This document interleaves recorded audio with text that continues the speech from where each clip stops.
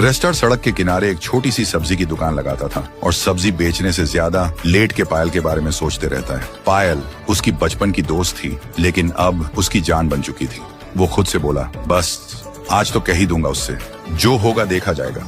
शाम को दोनों समुंदर के किनारे घूमने गए। ठंडी हवा चल रही थी, लेकिन रेस्टार के दिल में तो तूफान था। उसने आंखों में आंखें डाल के कहा, पायल शायद पहले कभी प्यार नहीं बोला, लेकिन मैं तुझ में अपना फ्यूचर देख चुका हूँ। पायल मुस्कुराई और बोली, तो फिर लेट किस बात की? मम्मी पापा से मिलने कब आएगा?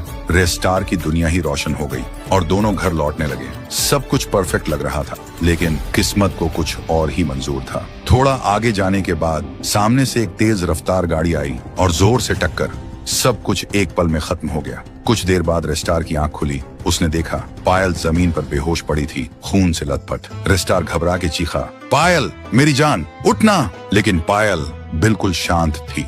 वो उसे हॉस्पिटल ले आया। चेकअप के बाद डॉक्टर ने कहा, पायल के दोनों पैर काटने पड़ेंगे और वो कभी चल नहीं पाएगी। सुन के रेस्टार का दिल टूट जाता है। तभी पीछे से किसी के हंसने की आवाज आई। वो घूम के बोला, कौन है? क्यों हंस रहा है तू? लेकिन उस आदमी ने बस एक क्रीपी स्माइल दी और गाड़ी लेके वहां से निकल गया। रेस्टार तुरंत उसके पीछे भागा, लेकिन वो आदमी गायब हो चुका था। रेस्टार ने आसपास सब चेक किया। फिर एक पुराने घर के पीछे से वही हंसने की आवाज आई। वो चुपके से गया और जो देखा उसका होश उड़ गया। सामने था व्हाइट 444, एक साइको बिजनेसमैन जिसकी जिंदगी सिर्फ पैसा, पावर और कंट्रोल के आसपास घूमती थी। और अब उसका नया ऑब्सेशन था रेस्टार और पायल। रेस्टार समझ गया था पायल के एक्सीडेंट के पीछे व्हाइट 444 ही था, लेकिन जैसे ही वो आगे बढ़ा, पीछे से किसी ने उसके सिर पर जोर से वार किया। सब कुछ अंधेरा हो गया। जब होश आया, रेस्टार ने अपने आप को एक पुरानी बंद फैक्ट्री के अंदर पाया, जंजीरों से बंधा हुआ। अब सवाल ये है, व्हाइट 444 ने पायल को मारने की कोशिश क्यों की?